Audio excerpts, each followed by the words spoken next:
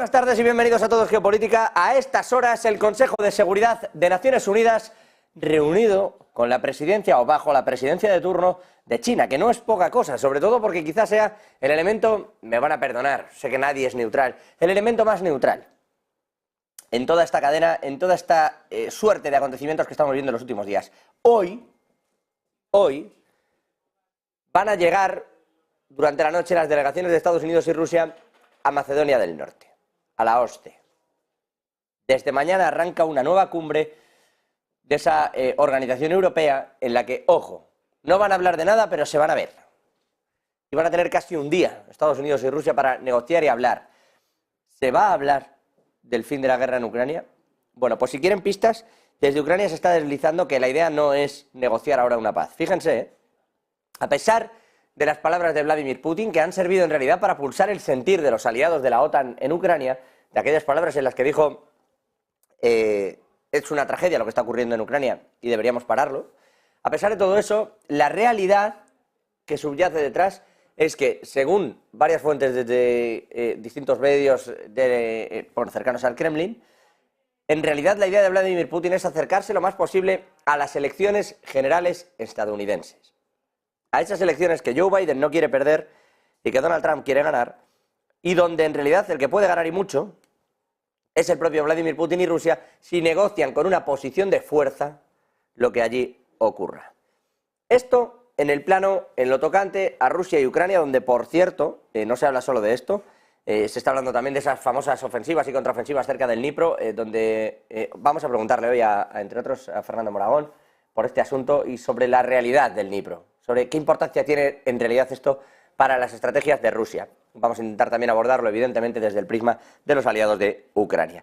Con todo y con esto, el otro gran foco pasa por Israel, por Gaza.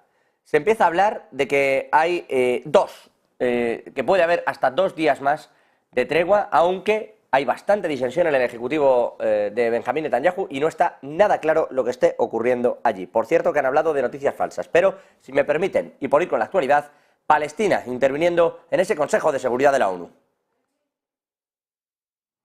Señor presidente, gracias por haber decidido celebrar esta reunión a nivel ministerial y por presidirla. Doy las gracias a todos los ministros y las ministras que han decidido asistir, y en particular a los ministros y ministras árabes y de la Organización de Cooperación Islámica que han viajado por el mundo para pedir que se ponga fin a la agresión israelí. También deseo dar las gracias al secretario general por su exposición de información y por la labor que están realizando él y las Naciones Unidas en el terreno, una labor vital. Señor presidente, Khaled, un abuelo, sostenía a su hija, a su nieta Rim, de 3 años, sonriéndole, besándola, diciéndole palabras de consuelo, abriéndole los ojos repetidamente y llamándola el alma de mi alma, justo antes. Viene Palestina, que, bueno, como están viendo en este caso, primero agradece, por cierto, porque se le puede, como invitado y como país afectado en los temas que se están tratando hoy, ha sido invitado particularmente Palestina. Agradecía representante permanente en ese Consejo de Seguridad la posibilidad de intervenir, y lo hacía, bueno, yendo al lado más humano del conflicto. Algo similar a lo que hacen en realidad si uno mira en la parte de los diarios más relacionados con en el Israel Times o en el Haaretz, uno ve claramente que lo que se trata es de contar historias humanas que te hagan sensible al bando en concreto al que pretenden apoyar, por el lado de Israel, en este caso desde Palestina. Habla del sufrimiento que están viviendo allí dentro y de lo que en realidad está provocando Israel. Vamos a ir hasta allí y vamos a comprobar si además tiene también esa parte de exigencias burocráticas, gubernamentales hacia el resto. Hoy, allí mismo, Antonio Guterres, el secretario general de Naciones Unidas, ha cargado duramente contra Israel, precisamente por todo lo que está ocurriendo en Gaza. Vamos a volver hasta allí. Escuchamos la intervención de Palestina. Es una carnicería que nada ni nadie puede justificar y hay que ponerle fin.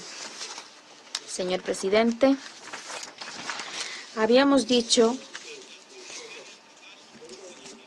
desde un primer momento que la catástrofe humanitaria no se puede prevenir, que los cautivos no serán puestos en libertad, que la intensificación regional de la situación no se podrá evitar si no se frena el ataque de Israel contra el pueblo palestino de Gaza. Pero lo que vemos ahora confirma lo que dijimos en su momento. Se podrían haber salvado miles de vidas.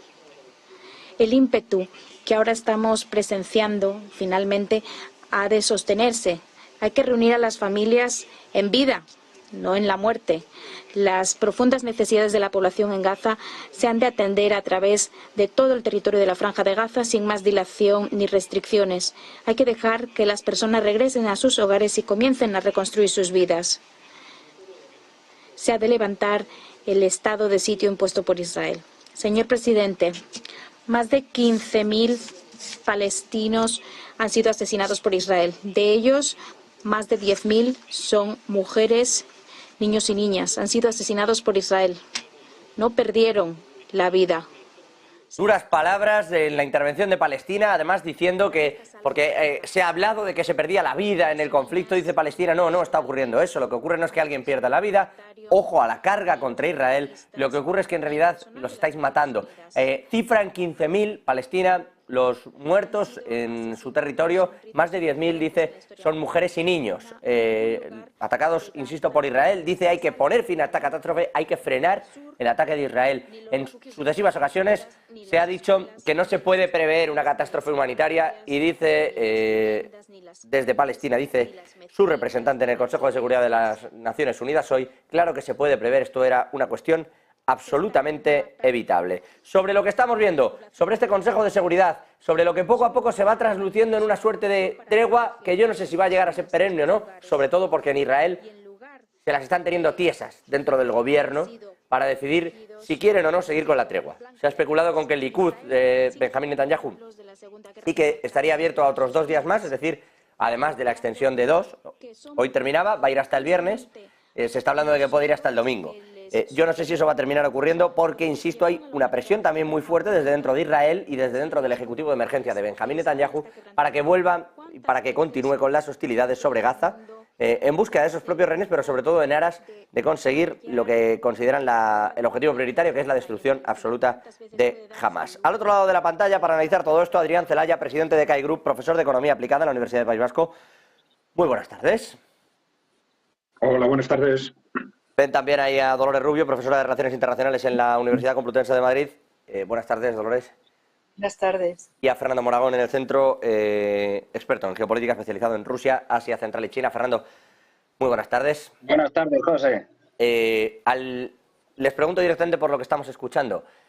Carga Guterres contra Israel, lo hace ahora Palestina. Israel dice que están intentando mover la tregua y que efectivamente prosiga, que les parece bien y sobre todo con ese intercambio de rehenes, pero que para ellos la operación en ningún caso ha terminado porque no se ha terminado con Hamás. Hay quien especula con que en realidad van a ir más allá y que van a producirse ataques en Siria y en Líbano de manera reiterada. Desde Irán se filtraba ayer un informe de inteligencia de los propios iraníes que decían que se pretende desestabilizar la zona. ¿Qué papel juega la ONU y qué creéis que va a ocurrir? Adrián, Dolores, Fernando. Bueno, esto se puede ver desde la perspectiva de la botella medio llena o medio vacía, ¿no? El papel de la ONU es evidentemente muy limitado, es fundamentalmente de imagen, pero sí estamos en un momento, y esto ya lo hemos dicho otras veces, en el que la imagen es muy importante. La imagen a efectos internacionales puede tener y está teniendo una relevancia muy fuerte, indiscutiblemente en el conjunto del mundo, ¿no? La imagen sobre lo que está pasando realmente en Gaza, ¿no? Pero yo creo que hay un punto clave, que es la opinión pública de los países musulmanes, en las que el factor imagen puede ser decisivo, porque es lo que al final está movilizando a la población de estos países para impulsar a sus gobiernos a que actúen de una u otra forma, y este puede ser seguramente a muy corto plazo el factor decisivo para que el conflicto evolucione en una u otra dirección. Vamos a ver, ahora de lo que estamos hablando todos a muy corto plazo es de esta famosa tregua, ¿no? Vamos a ver, yo ya dije que la tregua puede ser una oportunidad para algo más, ¿no? Pero precisamente por ser una oportunidad para algo más es también un riesgo para los que no quieren que el conflicto se pare. Y esto lo estamos viendo muy claramente en este nerviosismo que existe dentro del propio gobierno de Israel, con el miedo de los sectores más agresivos a que prolongar esta tregua facilite un discurso de aletargamiento del conflicto, ¿no? Ha habido algún rumor también en el sentido de que quizás, extendiendo la tregua, podría llegarse a un acuerdo por el que, a cambio de la entrega de la totalidad de los rehenes, se llegase a un alto el fuego. Desde luego, eso no es algo a lo que ahora esté dispuesto a hablar seguramente el gobierno de Israel, pero la verdad es que las treguas suelen facilitar precisamente los cambios de posición psicológica en ambos bandos. Y yo creo que a eso es precisamente a lo que le tiene miedo ese sector más radical dentro del gobierno de Israel. Vamos a ver, porque al final cada día puede ser decisivo en este sentido, pero tal como se están revolviendo las cosas dentro del propio gobierno de Israel, no es fácil que esto continúe en mucho tiempo. No es fácil, y vamos a ver cómo. Yo preguntaba también, aprovecho para trasladarle la pregunta, con esa reflexión de Adrián a Dolores, con este escenario, ¿qué sentido tiene en realidad para Israel frenar? Porque efectivamente estamos viendo esa dicotomía que se produce en aras de la liberación de los rehenes. Es decir, la presión que hay sobre Netanyahu pasa por frena porque necesitamos a los rehenes, y sin haber frenado lo que estábamos es encontrándolos ya fallecidos. Entonces existe esa presión, pero ahora, ¿qué sentido tiene para Israel frenar un conflicto cuando cree que va a seguir siendo atacado por todos sus vecinos? Yo no creo que Israel esté frenando el conflicto. Además, Netanyahu que ha dicho hasta la victoria. Lo que pasa que yo ya dije en este programa hace tiempo que los rehenes en este conflicto para Israel es tremendamente importante. Pero no tanto porque es Israel, es que son judíos y los judíos no dejan absolutamente nadie detrás. Incluso son capaces de negociar para sacar cadáveres porque no dejan absolutamente nadie detrás. ¿Que eso implica tregua? Van a llegar a ello, pero es que la tregua la defiende también Estados Unidos, y hoy pues tenemos en Qatar al patrón de la CIA y al patrón de Mossad negociando en Qatar. ¿Y qué se puede estar negociando en Qatar? Pues muchísimas cosas, pero desde luego se está negociando treguas porque allí están los jefes políticos, los mayores jefes políticos de Hamás, y además las treguas sirven también. Es cierto que están diciendo que una tregua le está sirviendo a Hamás porque, digamos, la parte comunicativa de la guerra la está ganando Hamás, pero también sirve para que Israel se refuerce, más allá de cómo este refuerzo se digiera a nivel de política doméstica. Esto es un paso más en la guerra que se está llevando a cabo. Luego está también Estados Unidos. Hay que preguntarse sobre Estados Unidos, que enseguida se ha posicionado allí, está allí haciéndonos ver que los actores internacionales en este conflicto se reducían realmente a tres, no a tantos, que es Irán, Estados Unidos e Israel. La pregunta es, ¿Estados Unidos quiere seguir con esto a costa de ir perdiendo un protagonismo en la zona? Más allá de que efectivamente está la amenaza de Irán, aunque Irán puede llevar a cabo muy bien su propaganda, está la amenaza de Siria y está la amenaza de Hezbollah. Entre otras cosas, esas amenazas están ahí, pero hay que hacerse toda una serie de preguntas, es decir, ¿hasta cuándo va a aguantar Estados Unidos? Y si realmente la tregua es un freno.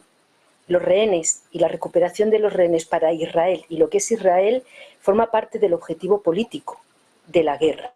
Y en una guerra siempre hay que darle una perspectiva política, tanto a lo que nos interesa como al propio enemigo. Entonces yo creo que es un paso más en lo que está siendo este conflicto bélico. Yo creo que van a ir a más tiempo. Perdóneme, Dolores, dice ¿hasta cuándo va a aguantar Estados Unidos? Se refiere porque no le conviene ni quiere la guerra. ¿Hasta cuándo va a aguantar estar sosteniendo y echando una mano y siempre detrás de Israel? Porque la respuesta a eso, bueno, parece que vayan a estar siempre, ¿no? ¿O se refiere a cuándo le van a meter suficiente presión a Israel para parar? Estados Unidos siempre está ahí, pero Biden dijo una cosa muy clara. A ver, luego Blinken hace otro tipo de trabajo. Cuando habló con Netanyahu al principio del conflicto, no cometáis los mismos errores que nosotros cometimos después del 11S. ¿Que Israel iba a intervenir? Por supuesto que iba a intervenir.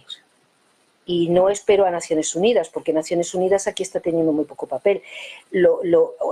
Porque todos nos preguntamos por qué no se reunió el Consejo de Seguridad realmente, porque vamos a ver, un conflicto de esta categoría está quebrantando la paz y la seguridad internacionales. Pues todos sabemos que no, porque se actúa al margen del Consejo de Seguridad y de Naciones Unidas. Entonces, ahí están viendo a ver cómo se puede encaminar este conflicto bélico para que ninguna de las partes acabe demasiado afectada, porque todo el mundo sabe que no es en el terreno militar donde se ganan las guerras. En el terreno militar lo que hacen los ejércitos, del tipo que sea, es mover o restablecer el equilibrio de fuerzas, pero luego es la política la que determina hacia un lado o hacia otro, incluso una situación de quedarse en tablas. Entonces, es en ese contexto donde hablo de Estados Unidos. O sea, Estados Unidos siempre va a estar ahí, siempre ha apoyado a Israel, pero también le dice a Israel así. Claro, claro. Vamos sí. a priorizar esto de otra manera. Sí, yo lo entiendo. Si Estados Unidos tiene dos focos importantísimos, uno es este y el otro es Ucrania, por ambos le voy a preguntar también a Fernando Moragón, que está ahí al otro lado. Fernando, primero, esto que estamos viendo, ¿cómo lo evalúas? ¿Hasta qué punto crees que habrá tregua o no? Y sobre todo, ¿hasta qué punto Israel, después cuando retome, como dice Dolores, porque no de momento, y también lo decía Adrián, no parece que haya una senda para la paz definitiva, para nada, no se atisba, cuando esto se retome, ¿hasta qué punto van a buscar la paz desde Estados Unidos? Biden tiene dos frentes importantes, uno es este y el otro es Ucrania. Fernando, dicen que Vladimir Putin va a esperar a que se esté acercando las elecciones para tener una posición de fuerza en las negociaciones sobre la guerra en Ucrania. Sí, efectivamente. En el caso de Israel y Palestina, yo creo que el problema nace del origen, del principio. Es que el gobierno de Israel salta el primer día, el 7 de octubre, y se pone públicamente unos objetivos inalcanzables, con lo cual ya has perdido. Tú mismo te has hecho el harakiri, es decir, porque se trata de acabar con Hamás. Acabar con Hamás es muy difícil, si no imposible, porque puedes acabar con muchos de ellos, incluso acabar con su estructura dentro de Gaza, pero es muy fácil que luego, con el paso del tiempo, se vuelva a reconstituir. Después, vas a ocupar Gaza. Vale, ocupas Gaza y ¿qué haces? Con los 2.200.000 o 300.000 habitantes que tienes allí, los echas fuera de Gaza, siguen estando allí. Ellos querían echarlos a Egipto, pero Egipto le dijo que no. Es decir, una tarea imposible. Y no olvidemos otra cosa, que es que, sobre todo la ala más radical y el mismo Netanyahu tenían un objetivo oculto, que es el poder utilizar el ataque de Hamás para desplazar, echar de Israel o de Palestina, de la Franja de Gaza en concreto, a esos 2 millones de palestinos, que es lo que siempre han querido el sionismo radical, ultraortodoxo que está ahora mismo gobernando. Claro, hicieron unas barbaridades tremendas, ya se encuentran con que no pueden hacer nada. ¿Tregua? Pues no sé, pero claro, la tregua pueden ponerla 2 días más, o 3, o tal, pero si la prolongan, es un fracaso. Es decir, porque ni siquiera han terminado de tomar la parte norte de Gaza. Es decir, que no olvidemos, habían prometido a sangre y fuego entrar en Gaza, ocupar toda Gaza y acabar con Hamás. Entonces, al final la tregua podrá durar un par de días más, tal, pero tienen que acabar con ella y continuar con la ofensiva. Que ya digo, que como resultado va a ser un desastre, porque al final, aunque tomes todo Gaza y acabes en ese momento más o menos con la estructura que tiene allí Hamás se puede reproducir en muchos sitios, es decir, es cuestión de tiempo. No vas a acabar con ellos.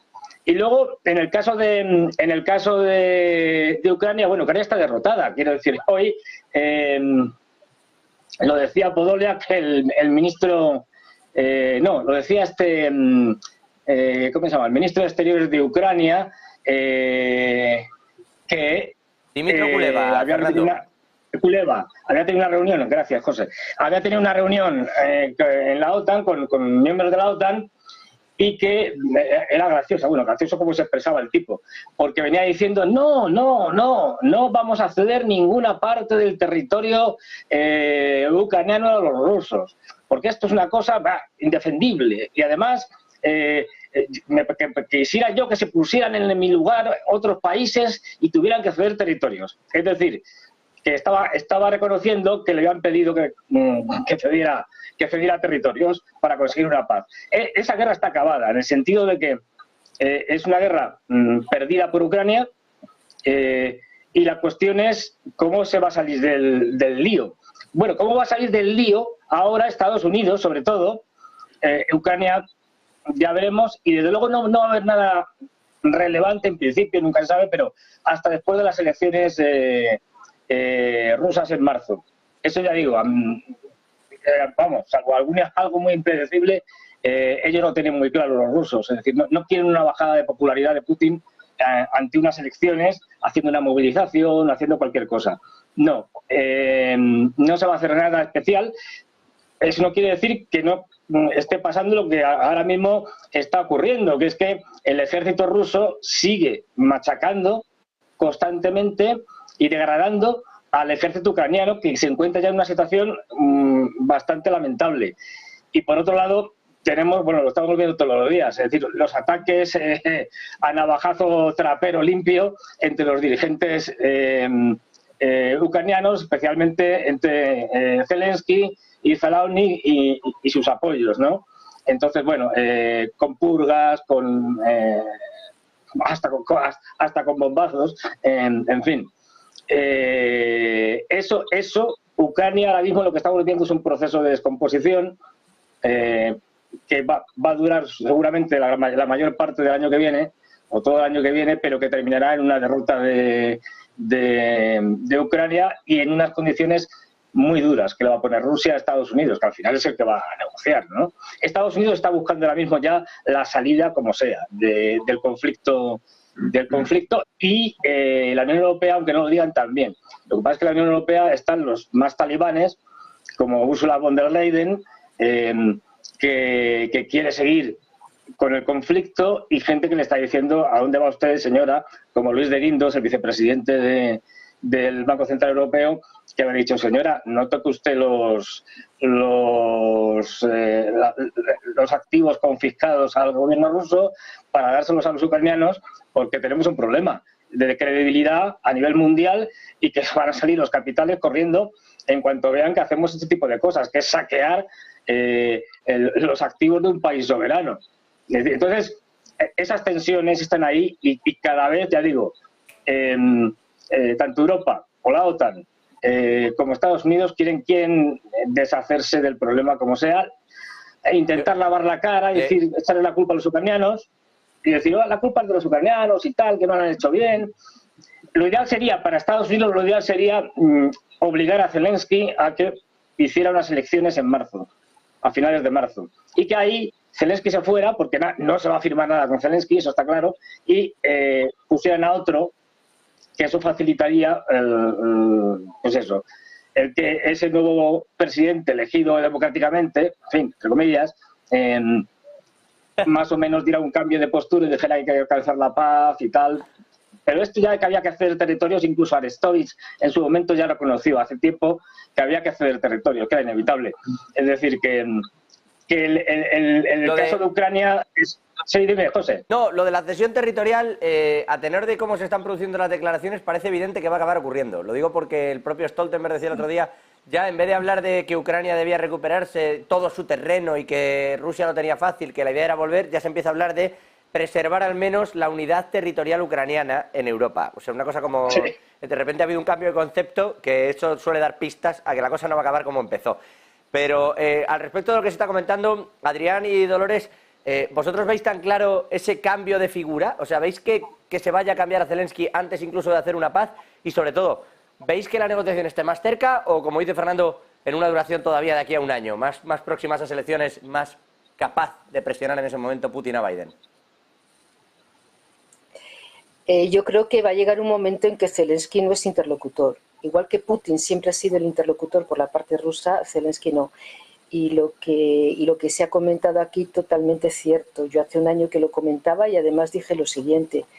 Lo que se tenía que haber hecho es, antes de iniciar la guerra, o como decía Rusia, la intervención, sentar a Rusia, disuadirla, utilizar instrumentos básicos que se han utilizado y que han sido muy eficaces durante la Guerra Fría, porque al final va a haber una guerra, la guerra va a ser larga, va a haber muchos muertos para llegar a la misma conclusión, pero con una diferencia, con muchísimos muertos los muertos que se están produciendo tanto por parte ucraniana como por parte rusa. ¿Qué nos están diciendo ahora? Porque claro, hay que oírlo. No es que nos hemos equivocado sobre la infravaloración de Rusia, sobre el ejército ruso, sobre lo que podía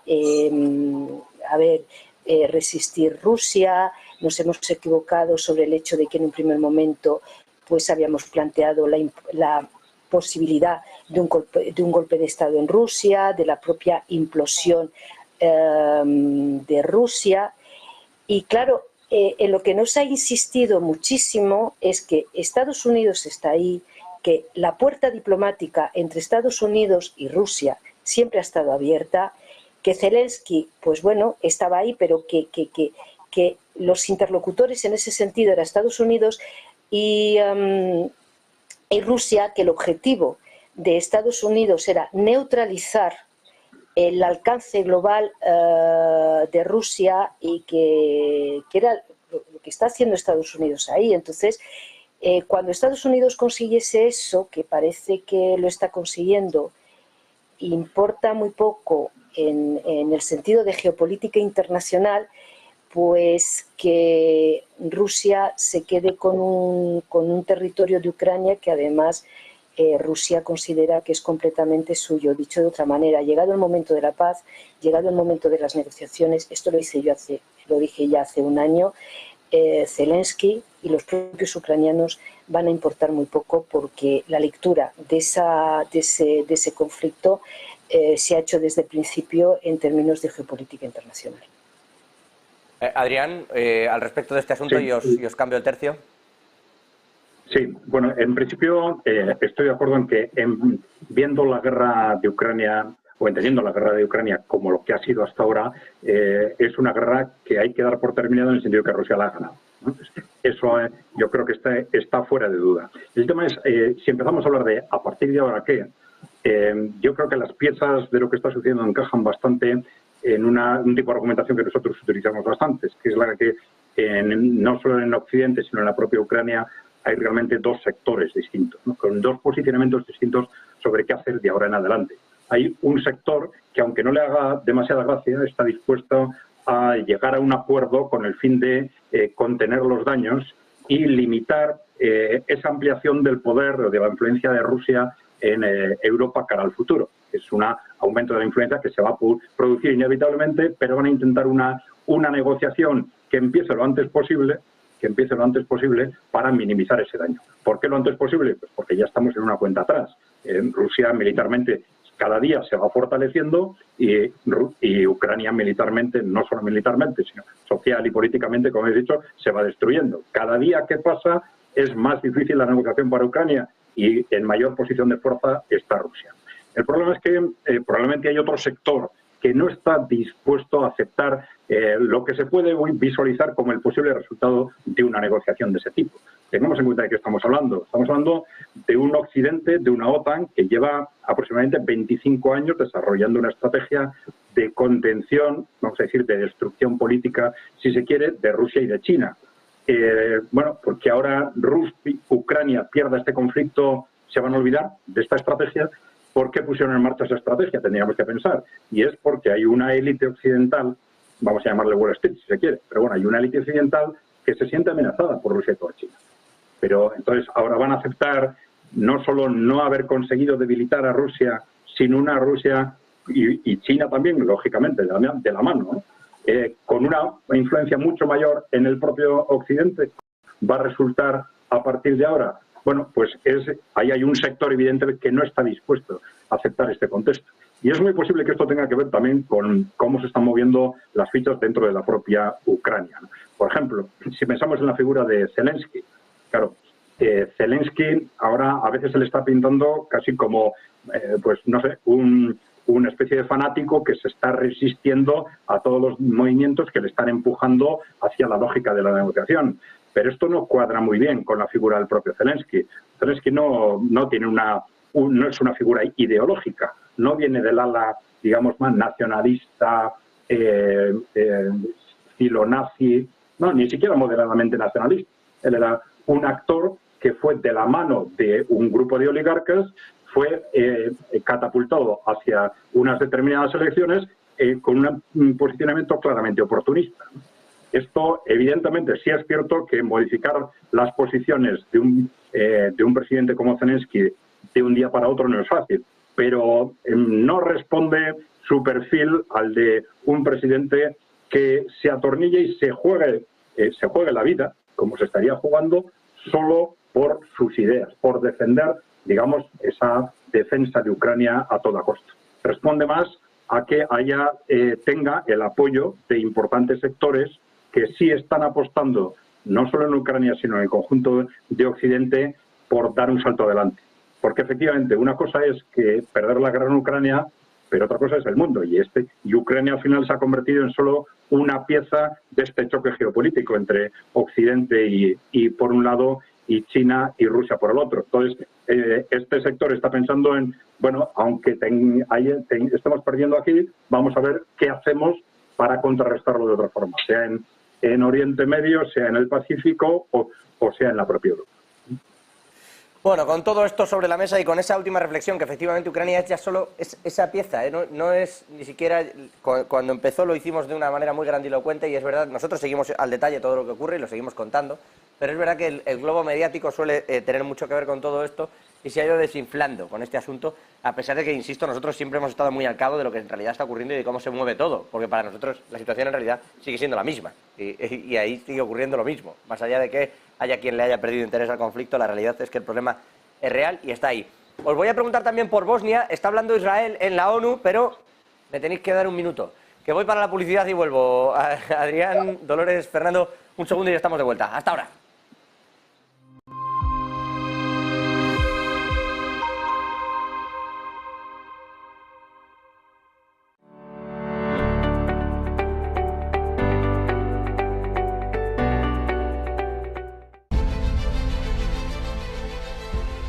No puede volver atrás y cambiar el principio, pero puede comenzar donde está y cambiar el final.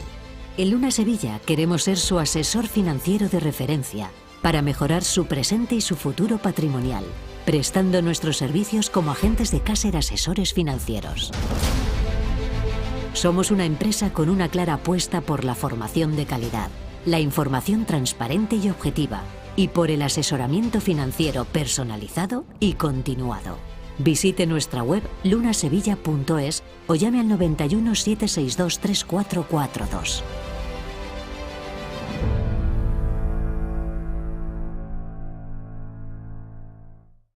¿Se puede poner a prueba vuestra tecnología de trading? Sí. ¿Y vuestra ejecución funciona al milisegundo? Sí. ¿Y vuestros spreads están entre los más bajos del mercado, no? Si quiere, puede probar nuestra primera vez.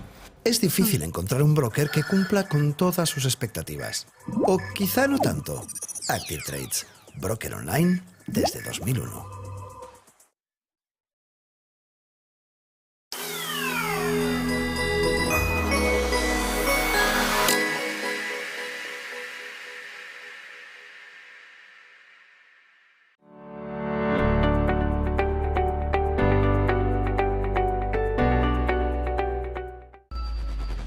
Localizarnos ahora es más fácil.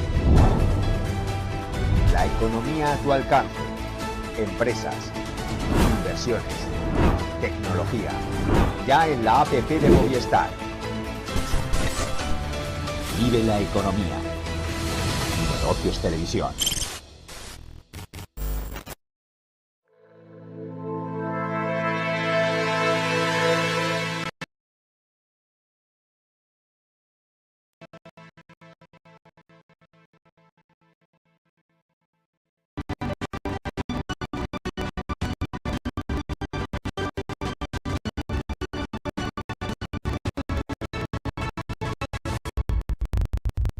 Esta política con Adrián Celaya, con Fernando Mondragón también al otro lado de la pantalla y con Dolores Rubio.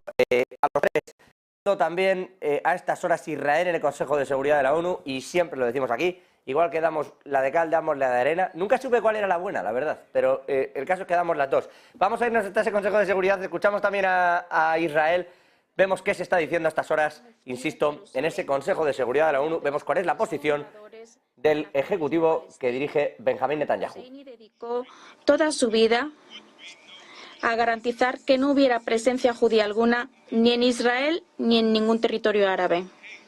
El odio del muftí se propagó por todo el Levante y trágicamente en parte tuvo éxito al crear un Oriente Medio exento de judíos, Judenheim.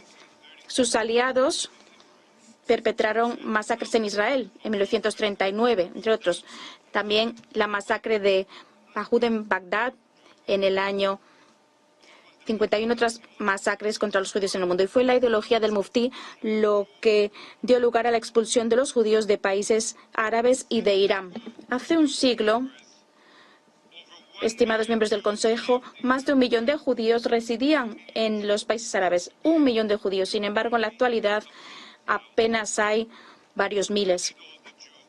Entonces, ¿a dónde se fueron todos esos judíos? Los judíos del Líbano, los judíos de Siria, de Yemen, de Irak, de Irán.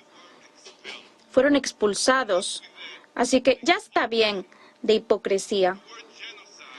El término genocidio o masacre, carnicería, a menudo se pronuncia aquí como si fuera algo que se diera a diario o que se diera. Pero nosotros, los judíos, sí que sabemos qué es el genocidio, porque lo hemos sufrido.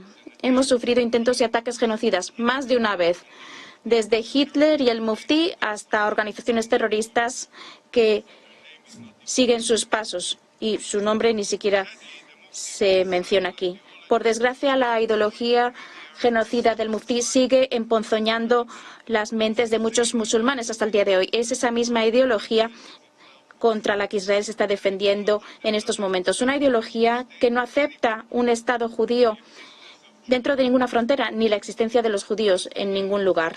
El muftí palestino no se diferencia de Yahya Sinwar o de Israel Hania. Sus nombres aquí no se han mencionado. Parece que no tienen ninguna relación con lo que aquí se está tratando. Tampoco son distintos de Hassan Atala de los hutíes ni de los ayatolás de Irán. Todos son lo mismo. A todos les motiva la misma meta, aniquilar a Israel y asesinar en masa a los judíos. Así que ya es hora de que el Consejo de Seguridad enfrente este mal antes de que se cometa otra atrocidad. Estimados miembros del Consejo. Ojo, Israel, hablando de... Ahora os voy a trasladar la pregunta, pero dice Israel, hay que terminar con la hipocresía. Nosotros sabemos muy bien lo que es un genocidio y esto no lo es. No podemos estar todos los días escuchando esto y hablando de estos asuntos a la ligera. El pueblo judío ha sido particularmente vilipendiado en todo esto y es más, prácticamente las cartas fundacionales de todos los partidos que hay alrededor en los distintos países cercanos a Israel piden la eliminación del Estado judío de Israel y la aniquilación del mismo.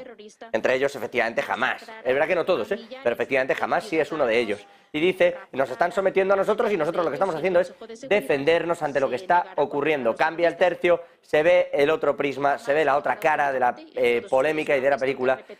Al respecto de lo que está ocurriendo aquí, Adrián, Dolores, Fernando, bueno, no sé vosotros cómo veis este asunto del genocidio y hasta qué punto creéis que hay una implicación o no, y se le puede llamar así a lo que allí está ocurriendo, pero sobre todo, ¿se entiende la defensa de Israel? ¿Tiene otra salida Israel, en realidad, con todo lo que hay alrededor, que la que está haciendo?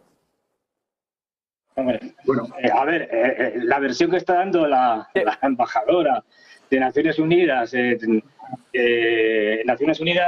es absolutamente una versión de la historia, iba a decir cuestionable, no, más que cuestionable.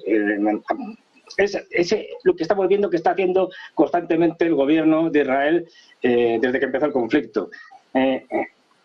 Constituirse permanentemente en víctima, incluso cuando es él el que mata. Entonces, claro, esta idea de que siempre somos víctimas, incluso cuando estamos matando a los palestinos por miles, no tiene ninguna no se puede sustentar en nada.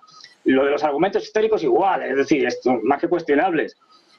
Y el tema del holocausto, que nadie niega, es decir, que es obvio, es decir, que, mire usted, pero no me cuente que había muchos y muchos judíos en Palestina hace más de un siglo y tal, porque justamente la gran llegada de judíos a lo que es ahora el Estado de Israel se produce a partir del holocausto y son judíos europeos, es decir, no nos engañemos, fundamentalmente. Entonces, bueno, es decir, que vengan ahora con esto, es decir, es algo impresentable, porque están haciendo ellos lo que les hicieron a ellos. Y ya igual si entramos en una discusión de si es genocidio o no genocidio, a partir de cuántos miles de personas es genocidio, no. Es decir, me da igual. Es decir, lo que estáis haciendo es matando población civil, entre ellos una cantidad enorme de niños, porque el 50% de la población de Gaza, puesto que hay una natalidad muy grande, unas tasas de natalidad muy grande, eran niños, son niños, y los estáis machacando. Es decir, y esto está documentado por 1000 sitios. Se está viendo cómo están bombardeando población civil. Y no me vale tampoco las excusas de los famosos hospitales. No, es que había un centro, un cuartel general de Hamás ahí metido debajo, en los túneles debajo del hospital. No, mire usted, eso es justificación. Y eso los rusos en la guerra de Ucrania lo han dicho muy claramente. Nosotros también hemos tenido casos de esos, un montón, pero no hemos disparado. Es decir, la diferencia está en que, ¿qué valoras más? Suponiendo que estuviera allí, el cuartel general de Hamas o no, o que hubiera militantes de Hamas, que no lo sé. Es decir, pero ¿qué valoras más?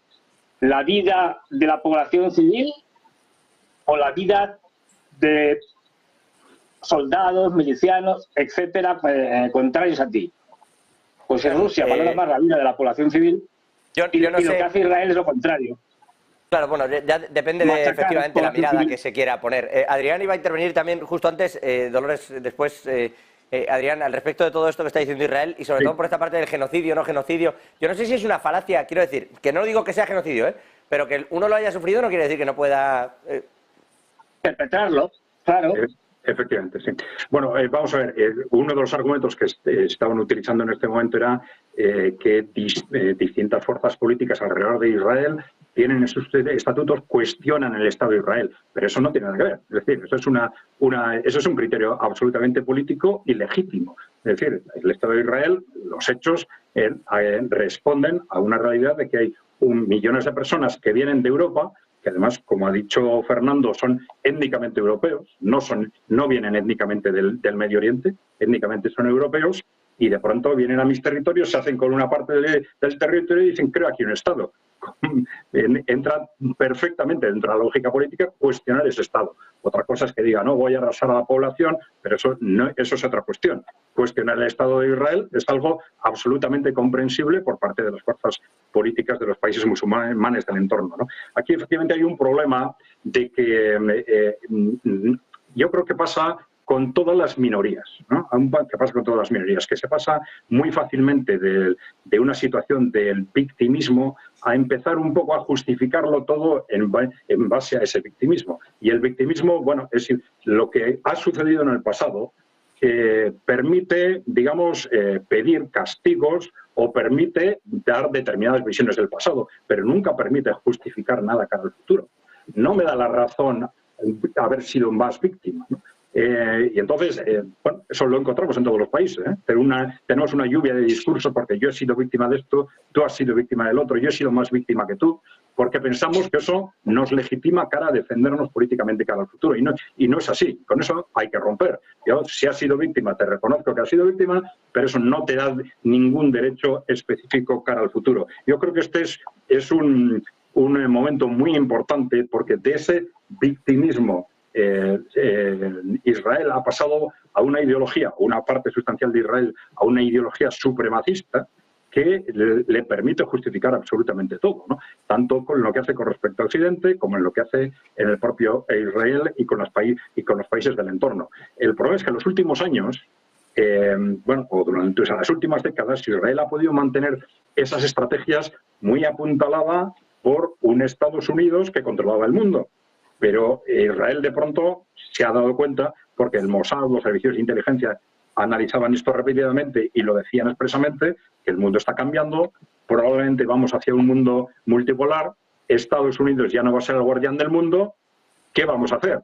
Pues nos vamos a quedar sin ese apoyo. Y estamos efectivamente rodeados de cientos de millones de personas que nos odian, ¿no? Y que esto no ha estallado y nos hemos podido mantener pues gracias a que hay un Estados Unidos actuando de policía. Bueno, entonces, en ese momento, en el momento en que se dan cuenta de esa perspectiva, Israel tiene dos opciones. Una opción es, la que hubiera sido más lógica, es empezar a intentar reconstruir las relaciones con los palestinos que están en su propio territorio, con los de los territorios ocupados, con las naciones del entorno, empezar a entablar relaciones desde un punto de vista humano, más allá incluso de los aspectos políticos, que es lo que luego puede permitir otro tipo de discursos, ¿no? Y la otra opción era reventar el tablero. La otra opción es decir, si el que no cambie nada, si dejamos que el mundo avance hacia ese futuro multipolar que nos deja fuera de juego, pues vamos a intentar reventarlo. Y lamentablemente en los últimos años los gobiernos, no solo esto, los gobiernos de Israel han estado jugando a toda una serie de provocaciones con respecto a los palestinos, con respecto a Siria, etcétera, muchas de ellas provocaciones sin sentido que lo único que pretendían era efectivamente hacer estallar un conflicto regional, ¿no? Y esta es un poco la mentalidad que tiene lamentablemente una parte del gobierno de Israel ahora. Claro, buena parte además, efectivamente, pero es que, le traslado la pregunta a Dolores, es que tiene otra salida, de verdad, pongámonos ahora en la situación. Tú estás allí, estás rodeado de un montón de estados en los que muchos de ellos, como bien decía el representante de Israel, piden tu destrucción en su carta fundacional, prácticamente todos los partidos políticos de esos estados, y dices, hombre, ¿cuál es mi solución? ¿Qué hago? Me decís que yo agito el polvorín, pero si no, ¿qué hago, Dolores? A ver, el Estado de Israel tiene un planteamiento existencialista. Y para él, una guerra perdida sería la última guerra y su desaparición. Utiliza el tema del Holocausto y es verdad, se hace la víctima, pero lo utiliza a sabiendas que lo utiliza. Hace una amalgama para legitimarse, como hacen muchísimos estados. Y además le está funcionando. Y le está funcionando en relación a los países europeos, que le ha proporcionado la base demográfica a lo que es en su origen la creación del Estado de Israel. Por ejemplo, desde España se puede ver de una forma muy distinta, porque la posición en asuntos exteriores de España durante tiempo ha sido distinta a la europea, pero los franceses defienden el Estado de Israel. Los británicos defienden el Estado de Israel. Los alemanes, no sé si es que los israelíes saben muy bien manejar el sentimiento de culpa que tienen los demás, defienden el Estado de Israel. Eso es una realidad. Es verdad que mucha otra parte en el mundo no lo hace, y eso los israelíes lo están haciendo con muchísima pericia desde el mismo momento que se crearon en 1948. Luego, en relación a romper el tablero, es que estamos en una sociedad internacional en crisis. Y esa sociedad internacional en crisis viene a raíz de la implosión de la Unión Soviética, y desde entonces estamos pensando en términos de, no digo que se haga, en otras ocasiones evidentemente se hace, en términos de conflicto bélico, y Estados Unidos tiene hecha todas sus estrategias, antes del 11S, tiene hecha todas sus estrategias de cómo tiene que ser el mundo internacional, el orden internacional, y va hacia una monopolaridad. Yo no sé si está fallando, si no está fallando, porque la única manera de saberlo es coger el concepto clásico del poder y aplicarlo a los diferentes escenarios internacionales, y a ver que, por utilizar alguna metodología, porque claro, cuando se está en crisis, pues hay que utilizar, y cuando no se está en crisis también, algo de metodología para ver dónde nos movemos. Y en ese sentido Israel está haciendo exactamente como Estados Unidos, es decir, vamos a crear situaciones de conflicto para ver qué sale en términos de centros hegemónicos, hegemónicos de poder. En cuanto a si Israel está obligado o no está obligado, viendo lo que lo rodea, pues a entrar en conflicto, pues vamos a ver, ahí están los acuerdos de Abraham y ya Israel había iniciado una aproximación concreta con los países árabes, pero es que además Israel sabe que esa aproximación concreta con los países árabes pasa por la solución de la cuestión palestina tarde o temprano. Y además, cuando al enemigo le das perspectiva política, deja de ser tan enemigo. No es que se vaya a convertir en tu amigo, evidentemente que no se va a convertir en tu amigo, pero lo empiezas a ver de otra manera. Y, a ver, ahí tiene que haber una pedagogía política, me refiero, y tiene que haber un camino que ya se había puesto en marcha, de alguna manera. Bueno, sí, se ha puesto en marcha, pero la parte de pedagogía política, si me perdonas, estamos a años luz, y sobre todo en Europa estamos empezando a dar pasos en otra dirección. Bueno, se está viendo en Reino Unido, se está viendo en Países Bajos, se está viendo en muchos sitios que vamos en una dirección que tiene más que ver con cierto odio y mensajes simplistas que cualquier otra historia. Me vais a perdonar, voy a hacer la última pausita antes de... Sí, Adrián, muy breve, si son 30 segundos, sí. 30 segundos. Si realmente Israel quiere una solución en el sentido que comentábamos, lo que tiene que hacer es ya, cuanto antes, porque cuanto más tarde peor, Netanyahu tiene que hacer un viaje a Moscú y otro viaje a Pekín y conseguir que Rusia y China se asuman un proceso de negociación que lleve a una solución social y política con garantías internacionales. Y durante un tiempo X tendrá que ser con una intervención internacional, tanto en una solución de dos estados o de un estado único, vigilado, asegurando a través de esas fuerzas internacionales seguramente no musulmanas, pues eso, Rusia y China serían perfectamente claves en este sentido, para que asegurar un futuro suficientemente estable para los judíos que queden en ese territorio y para los palestinos. Con eso me quedo, con esta negociación. Quiero volver y hablar de Bosnia, y me van a quedar 2 minutos, pero lo pienso hacer. Un minutito para la publicidad y regresamos.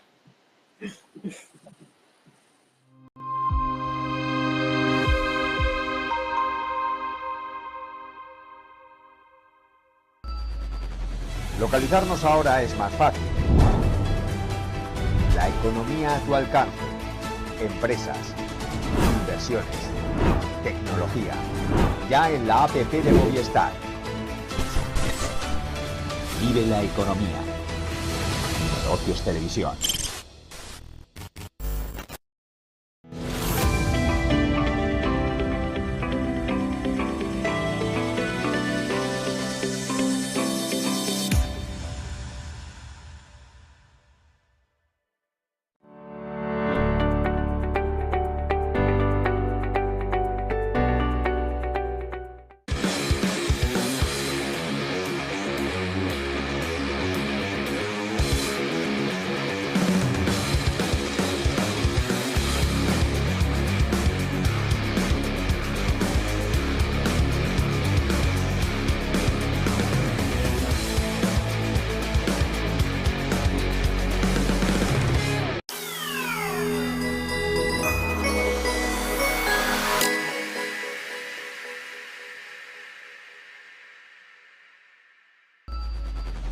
Localizarnos ahora es más fácil.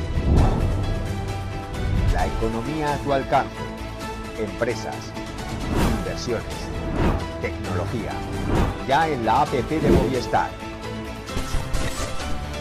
Vive la economía. Negocios Televisión.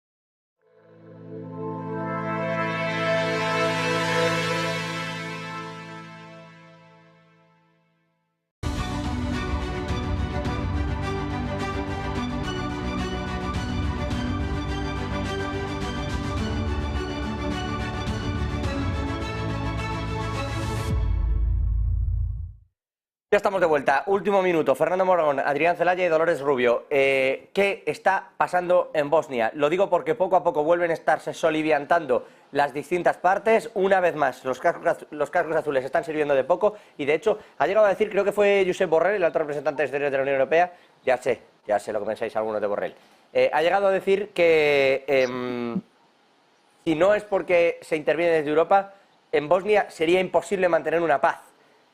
¿Qué está pasando ahí? ¿Hasta qué punto se va a conseguir mantener el estatus actual? Fernando, Dolores, Adrián.